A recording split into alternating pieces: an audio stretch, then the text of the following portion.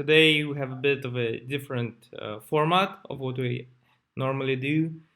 Today we're talking to Stefanie, the CPO of Room 3D, from inside of a Room 3D Paris room, which is a bit different to our regular Zoom recordings which we have. And I thought it was going to be really interesting to talk about this technology, which helps us to be more connected, more, I guess, realistic form of interacting with each other than Zoom is, for example. And especially, I had a thought yesterday. I had a bit of like dark or like depressing thought, I should say. How the real world right now is so complicated with like a lot of like bad events happening, and I happen to be a citizen of a country which is not behaving nicely, if I may say so, lately. And I see in my regular life, talking to people, the division which has been going on lately with like between people. And I guess one of the reasons why I've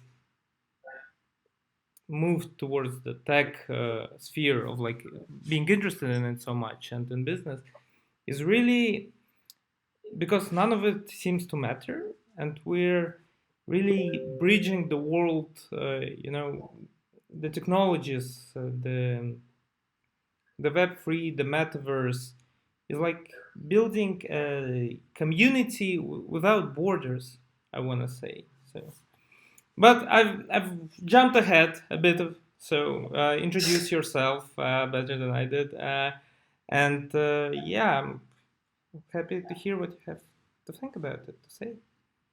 Yeah. So my name is Stephanie. I'm a general manager and CPO of Room 3D. I'm in the tech space since 2000, so over 20 years. That's my God, yeah, time runs by. And my take on the thought you just throw there, it's I feel that I was also always fascinated by technology because it gives humans actually opportunities beyond, right? It gives us like kind of superpowers. And when I was a kid, I was really excited about science fiction movies. Was a totally Star Trek and Star Wars nerd, but I really always, even as a child, already loved Star Trek and his utopia it stands for, right? It's like a world of equality. It's a world, peaceful world, where it's about exploration and like seeing what's beyond, And this is I was always excited about. And the philosophy behind Room with the mother company of the Tomorrow Foundation, it's about exploring basically what the next evolutionary step of the internet can be like. So what is beyond the internet? What's the next evolutionary step? And I that so we as humans, we are used to be in 3D environments, and we are used to having things with a clear purpose in front of us. And technology was bringing us a little bit away. It's a very abstract world. Now the numbers, the interfaces are 2Ds. Everything feels complicated or it feels difficult to understand in a first glance. And when you have not been grown up with it, later on to get introduced onto a new technology, you really see they're becoming this like with a specific age, people are not so easily transferred to technologies. So now the whole Web3 topic, blockchain, NFTs, whatever, it is hard to explain this to your mother or to your grandmother. And it's not only so hard because the nature of it is so hard, it's also we have tendencies to make things sometimes more complex. And it creates then also an elite community often of people who are speaking then the same language, who have the same knowledge base, and that's excluding a lot of people. And 3D by nature could include a lot of people. By just its nature, it's so easy for humans to understand. It's like for you, hey, when I show this to my mother, she says, wow, you sit together with someone in a room, and then I made a call with her, and she says, "Wow, we sit together somewhere else in a digital room. That's so cool, you know." So she directly understands that. So there is a lot of inclusivity in this kind of topic, because it uses the most human nature that's out there. It's just the environment we are anywhere used to live in. So yeah, that's something I'm very, very driven by. But I would love to go back to your dark thought, because I didn't grasp that completely what was so dark about it, but keep it from there. Well, I think the dark thing about it was the fact that the real world right now is a chaotic place in many ways.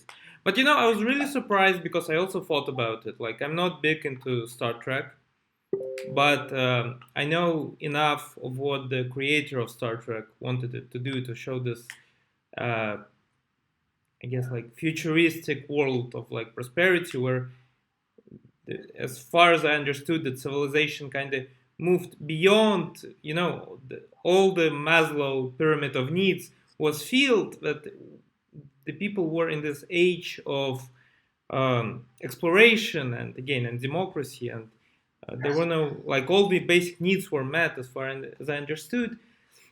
And sci-fi movies and science fiction in general also often is decades ahead of the actual technology, where the science fiction author makes something up, and then the business people, the engineers, actually go in and create it. But I'm also like a bit, I guess, I'm double-sided about it, because from one way, that's what technology should do.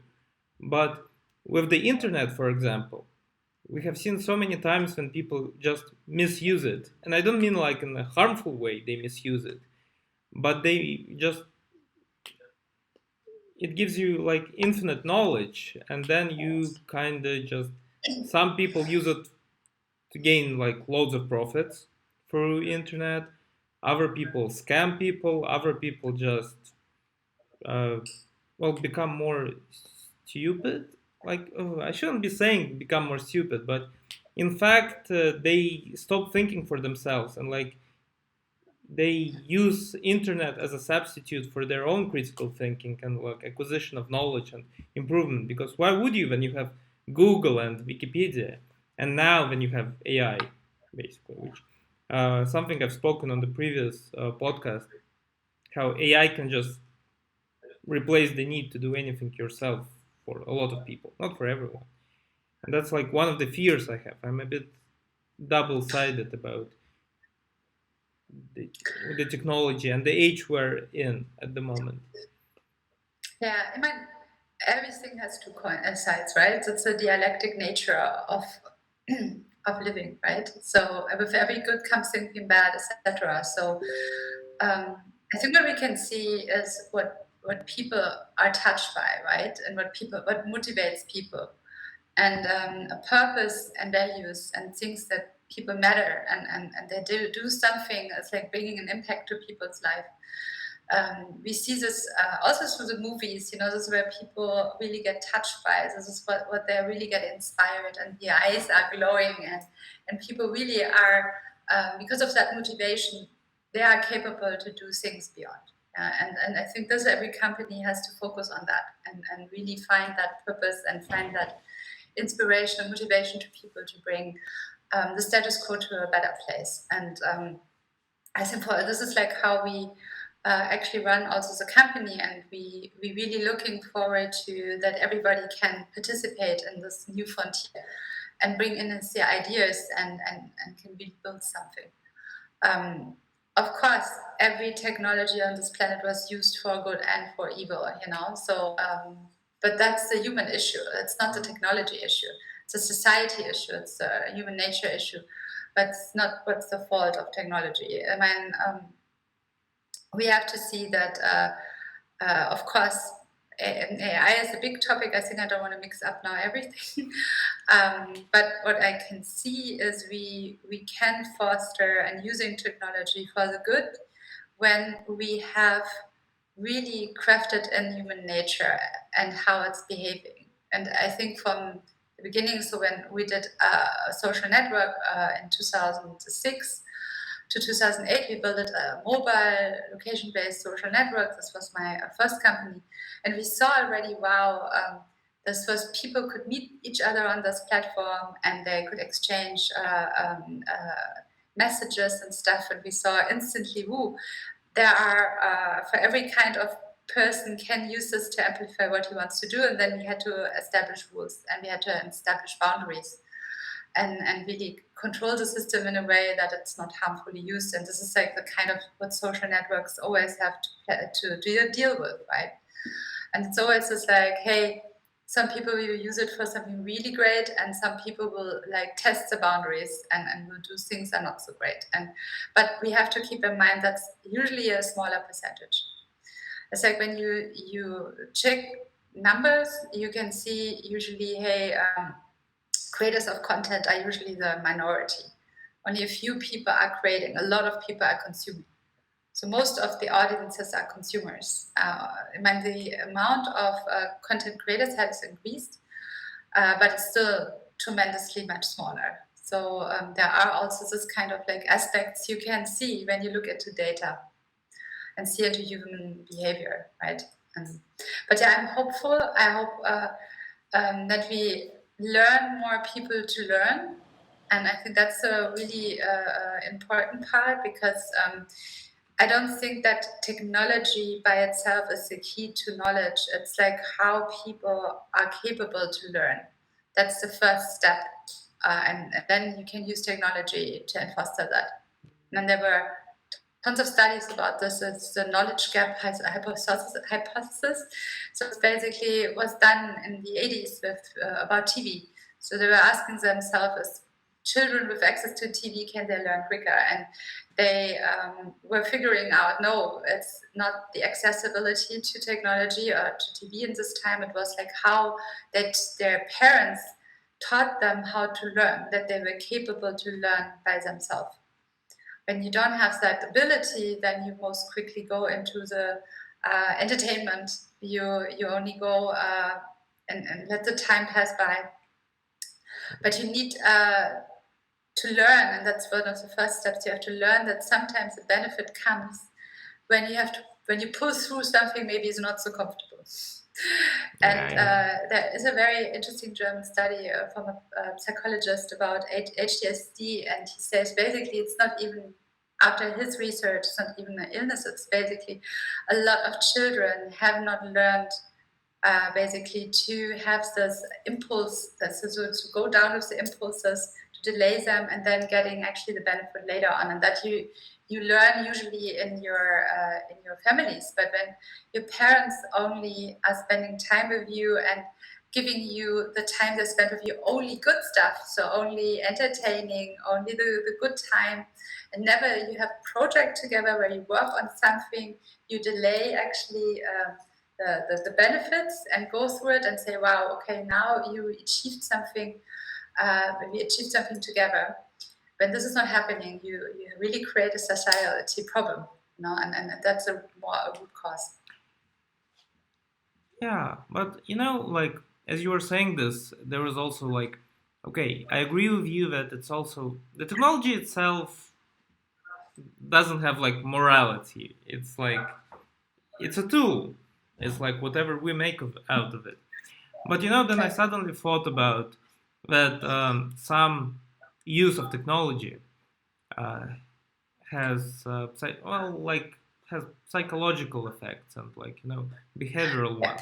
Like with like the modern social media reduces the attention span largely, and I will speak from personal experience, I guess, that then I don't spend time on like reading, specific time which I spend on reading, and I spend it on social media. Especially last year, I spent about 5 months of creating a lot of content for Instagram. and when I tried to go back to reading, it was harder for me because it just the amount of mental fortitude it would actually take for me to sit down and just focus on something for longer than a couple of minutes was it wasn't impossible, but I've noticed the difference for me. And I'm a heavy reader, like in general. It's just like I have less time right now. But like I used to be all my life, and suddenly it just became like harder than it was before. Not by much, but still. And it does happen, and does happen. And then also the fact that some people prefer talking online, and a lot of people have worries about having actual real world interactions. Like a lot of people, I think a lot of gamers have this problem where they're so accustomed to talking in online chats or while playing that they are actually social. They are social and they're funny, but when you take them into like the real world context, they become kind of awkward and closed off. So there's also something to be said that technology kind of promotes those changes, which are again just changes somebody's behavior. Yeah, I agree with you. So when you look, when mobile technology was, mobile apps were becoming popular, very quickly you could see that actually usually technologies, but also methodologies out of casinos actually was taking place into the development, right? So people were seeing, hey, how we can like increase the span of attention of the users. So what kinds of tools and tactics I can use for that. And they were using classical stuff like from the swipe, for example, from Tinder. It's like a dopamine game, you know. This you use usually in casino games, you know, and like the one arm casino things, you know. So how and we see this. So people want to have this quick justification, this quick like happy moment, you know. And this is like when you scroll, you know, and you see new content, the brain is constantly on fire. So we are firing up the brain. And this has the effect that people can't overnight during a normal night sleeping spent is like actually equalizing this, balancing this like over effect of brain. So this is like people can have then like a little bit going into the not burnout, but it's like really the brain can't really like calm down and regenerate enough anymore. And this, when we talk about this video conferencing fatigue, this is partially also ties into this, you know. So this like over usage of digital screen time has definitely a negative impact on the brain. And to interesting ways, I was writing my diploma thesis on social games, and it was really interesting in this times. I was investigating a game called Cityville. It was like a second after Farmville, and I used my mom and a couple of other people as guinea pigs, and I researched a lot around this. And usually, when a person by itself has no really deep addictive treats already in himself, so when he is like a healthy person, what usually happens is that you have get addicted, you know, you feel very excited, you grow something, you get constantly little positive feedback impulses, you know, and you want more and more and more, and then you have an overusage, and then when the game is not regulating the time to balance the time very well, then actually you lose your appetite very quickly. So a lot of this techniques are built in, so the delay of the positive feedback to a specific amount of times, limiting play time to a specific amount of time, because otherwise people are just get tired of it, you know. And so it's really playing with this like line of it's okay, it's not okay. What was clear is like when you have more than 2 hours a day, and this can be in like tiny little chunks, this is like actually unacceptable for a human. A healthy human doesn't want to do anything more than 2 hours a day, and then otherwise you have already addictive traits, so it can be harmful, right? But when someone has an addictive personality type and a severe one, can lead then to overusage and then even to severe cases like in Asia where people really were dying in front of the computer, and stop playing. So, but it's interesting that a healthy person usually they're capping it after overusage time. He's going down to this 2-hour max time slot. So that's interesting, and it's like actually you could see over different games, you could see it over different kinds of technologies. There seems to be a like in ourselves there's like a limit. I say, oh no, more than this, that's not good. I had it now, and I have enough cake. Now move on. Yeah. It's funny because I was I'm currently thinking of creating an internal CRM system for my team, and I read a lot about those addictive psychologies which games use because I wanted to implement it inside the CRM system to make them more motivated to do work. And I actually used it myself as a gamer, but like I've created an Excel spreadsheet where I would put in a formula, and it's a simple formula, and then like some parameters, so which it's like how long it takes to complete, when is the deadline, how far from the deadline it is completed, and then it would like calculate a number and would add on to the level. And I was like, I should definitely add it to the CRM system to make my workers more motivated to actually do things and like gamify the working experience. Yeah, but that's totally fine.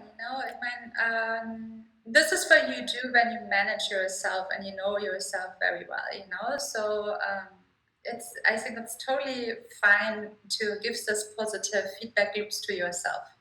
So and it's often very good to do things purposefully and you're aware of that, right? It's not you tricking yourself into something. You do this purposefully because it motivates you. So yeah, for me it was, but I'm trying to put it into like an internal CRM system to actually make workers have this feedback loop, and then like but I think positive feedback loops and motivational loops they're not bad. They're good things, But it's like not you make them. It's a very big difference between someone is addicted to work and someone is enjoying work, and how to make people's life more comfortable or more easier. I think work doesn't need to be hard. Work should be joyful, and I think the most high-performing teams in this world, they are motivated by purpose. They are driven by joy and happiness by collaborating together. So when you find things makes it more fun, why not? We made also a little game in the past in my architects. We had very funny things, like we had a stand-up meeting, and who was coming, the last person who was going through the door had to wear a very ugly hat and very ugly glasses and stuff, and we made a picture and put you on the wall. And it was really funny because there was like one guy was particularly often at the wall. Mm-hmm. But he was not offended. I talked with him about it, but it was fun, for everybody was running, stand-up meeting time, everyone was like really running, coming to the meeting room. So I think that's also gamifying, so it's, we are all a little bit competitive. That's also okay. It's like good to see what you ever create, what impact it has on people. And quickly, I think in innovation, it's good to make small experiments and then make a retrospective, get really the feedback from everybody and see if there something has negative impacts you have not even contemplated before.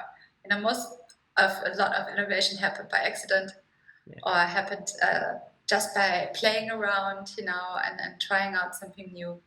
But the impact you learn with time, it's really great to stay open and having a really good discussion with everybody and get everybody's perspective on it. Well, the more I dig into the metaverse, or like even everything in marketing and in business in general, I feel like gamification is the main instrument for which everything is going to be done in one way or another, especially in the metaverse, especially in those 3D environments. I feel the fact that we're even in the 3D room right now is a very basic level of like gamification, because it's not um, we can probably show it here, but you have an ability to have games here as well to make people more engaged when they're in the meetings. But Yeah. Yeah, we have already a small game, like a Pong game, and we experiment actually with different other ways to integrate iframe or other things that you can even play more games together.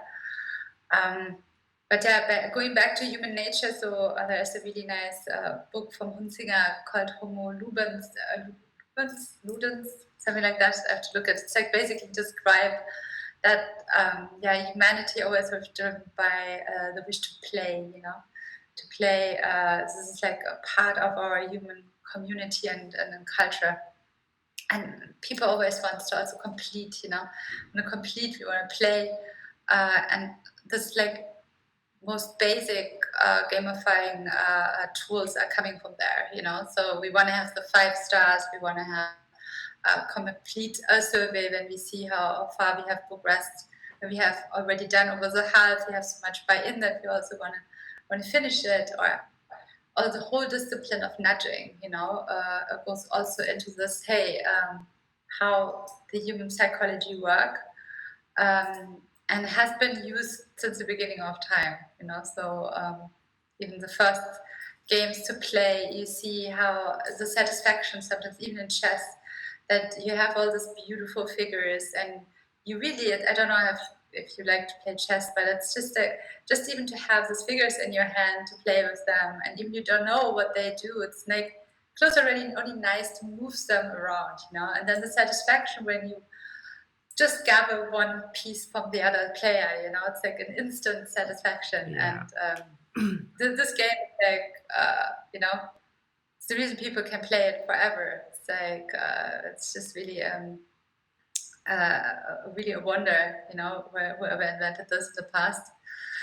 well, it's So also yeah, how. Sorry for interrupting, but it's also the way we learn as a kids. Like children, like go to playgrounds and play with each other, and for this they learn like the basics of social interaction at those very little levels.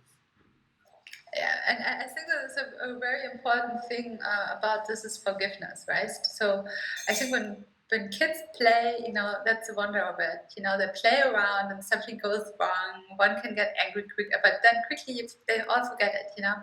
It's just something happened, something was going wrong. Okay, we talked about, we move on. These kids are so quickly and forgiving. And I feel in our society today, we are like so quickly judging. We are so quickly putting bad intentions into someone's behavior and then going full force into complaining or and this is like actually where I miss a lot the open dialogue, that people can in a constructive way talk about things and not so constantly judging and putting the bad intentions into everyone's action. So, and I think the only thing what we can do here is look at ourselves and seeing our own behavior and see where when we have done this, why we have done this, and how we can improve the next time when we get angry or something happened to us. Yeah. Well, we lose something when we grow up, probably. That we lose this ability and this wonder and this, again, as you said, forgiveness. I think we become self-important.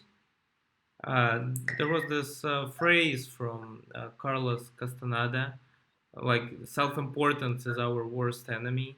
That like when you feel this self-importance about yourself, you like stop forgiving because, well, I can't be wrong. Definitely he is wrong. Definitely not me. Yeah, it's really interesting. It's also the brain, right? It's like I was reading about it when you made it kind of a choice that you believe into something. This is like now your belief system. Even your brain is filtering. It's like every time you hear something, it's like actually um, saying, yeah, okay, you're right, this is exactly, the world is like this, you get a little like a positive feedback impulse, little dopamine injections, like, oh yeah, look brain, yeah, we were right, so great. And this is a problem, right? This is really a problem.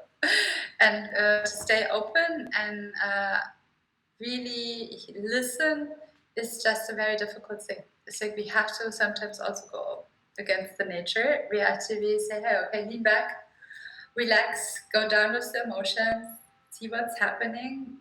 Okay, that was not so good. Yeah. Maybe I can do something better.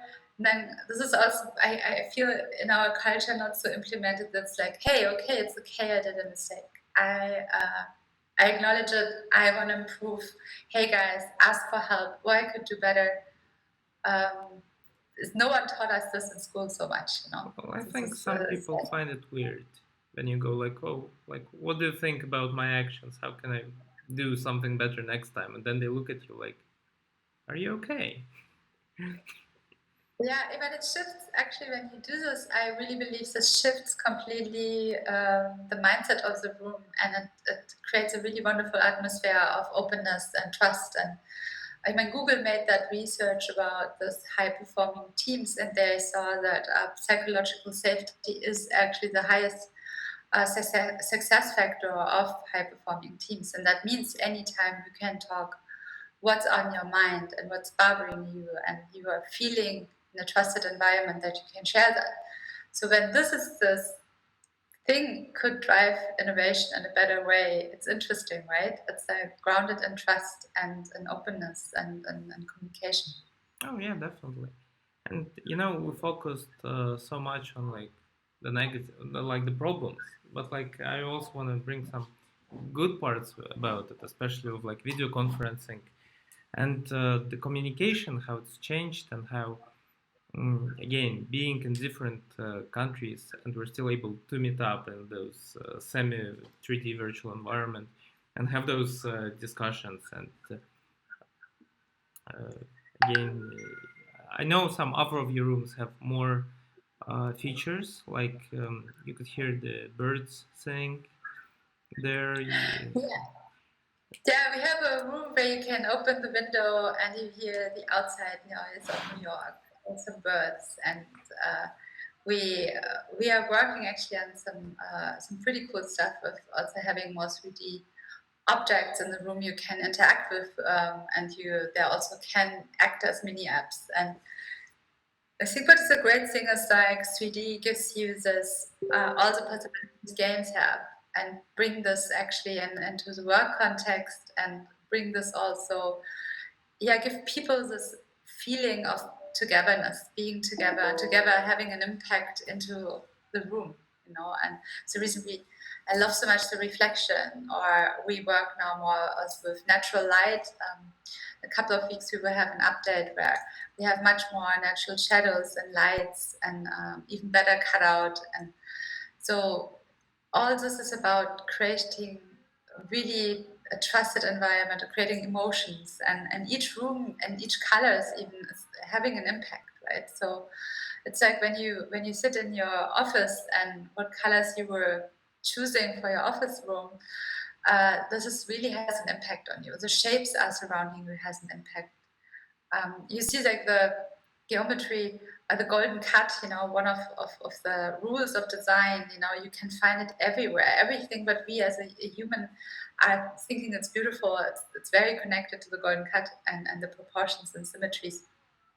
And so we can give access to everybody to this kind of environments. What was before just for an elite, And I think that's the beauty of 3D worlds, that we can give accessibility to a lot of experiences where before very limited. My grandmother, for example, she has never been in New York. This would have been the possibility for her to be there, at least in a digital journey. Well, talk about Room 3D for a bit as we're winding down slowly, and especially uh, who is this for? Because like I've received some questions in like my private discussions that is this for casual hangouts with friends, or is it for business team meetings or like shareholder meetings from across the world, which can be held through it? What are you trying to do with Room 3D, and who is your target audience, for lack of a better word?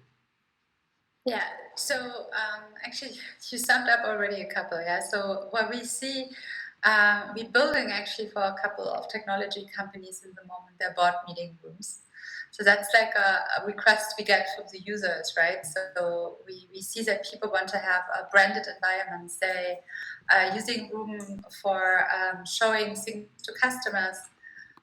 We have people who are using Room for master classes about specific topics. We have users are using it for giving actually consultancy services. So giving a more an intimate environment where they want to exchange knowledge. And we see that people using it to meet their moms and at the holidays or at other occasions. So this is all happening in the moment. So far away from what we intended. You know, we were building an infrastructure, and we see now what people do with it. And this is what you often do in technology. You know, you give possibilities and then see what users are doing with it. But definitely, we are building up everything to the end of the summer that actually small teams are able to use it for some of their daily use cases. Like we built in the moment a stand-up meeting room, a creative workshop space, a keynote room for smaller keynotes or town hall sessions, an interview room for onboarding, recruiting room for people who want to like hire new people. So all these kind of use cases we will have a room for. So room is then basically like an app, you know, it's like for a specific purpose.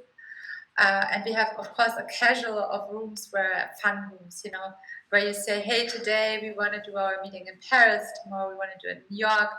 We have one in Seoul. Very soon we will launch the first meeting room on the Mount Everest, actually, in a camp. But it's really cool. And so we have one in Dubai, in the desert. So we want to give people the possibility to explore and to memorize special moments, you know, and giving like, yeah, it's like Zoom fatigue or video conferencing fatigue is often also coming through this kind of like a repetition. It's like there is no escape from your own office, but we can give it to you, you know, we can give you actually a different space for different contexts, and that means even more important than escaping, it gives you a memory anchor. So I hope you will never forget. We had this conversation here in the Paris Saloon. You know, the birds were flying by. So we anchor the memory of this conversation on the context. And this is the reason we build so many different contexts, that you really have a lot of different places where you can memorize things together. But people, of course, they also love to repeat, you know, again, the dualism of existence. So most probably you will end up with one room you like a lot, where you hang out a little bit more often. But you always have the option to explore again, you know, and this is what we like, you know. We like to eat the same Italian pasta at this one specific Italian restaurant, but we also love to travel and explore new stuff, yeah. So that's like how humans are. I want to mention for anybody watching that I'm running Room 3D on a low-end machine at the moment, so I have some pixelated graphics.